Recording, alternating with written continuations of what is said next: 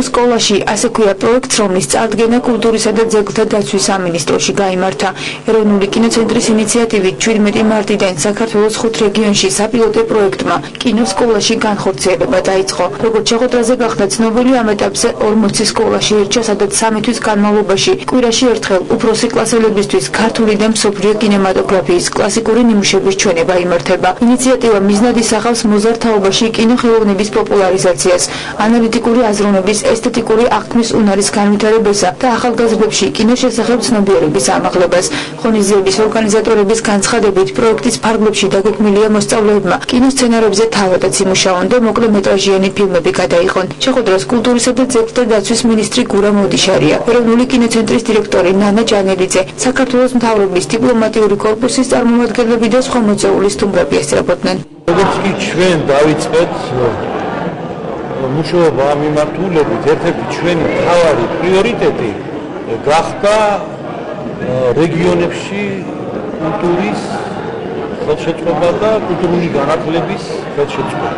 ამიტომ ზუსტად იმ პრიორიტეტში, რომელიც ჩვენ მაშინ გავაცხადეთ, რომ ამ გზას გაუყვებით, აი ეს პროექტი, აი რაღაცნაირად ქალბატონ ნანასთან და სხვა მეგობრებთან ერთად საუბრის შემდეგ ვარჩიეთ ერთ-ერთ საუკეთესო პროექტად.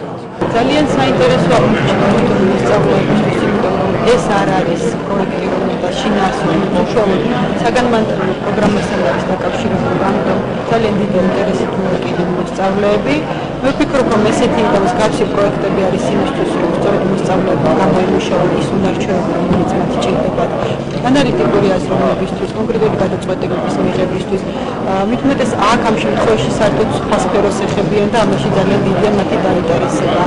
ანუ უშუალოდ ურთიერთობენ კინომცოდნეებთან, მათთან ერთად უყურებენ შესაბამის ფილმებს, შეფასებას სწავლობენ, როგორ უნდა შეფასდეს კინო. პროექტის აღსრულებაში გემართებს, რომ 40 სკოლაში, რეგიონის 40 სკოლაში მიმდინარეობს ფილმების ჩვენება, გაკეთების შემდეგ ამ ფილმებზე დებატები, დისკუსიები, ჩვენ მოვამზადეთ კინოსპეციალისტები, რომლებიც ბავშვებს ამ ფილმების შესახებ ინფორმაციას აწვდიან.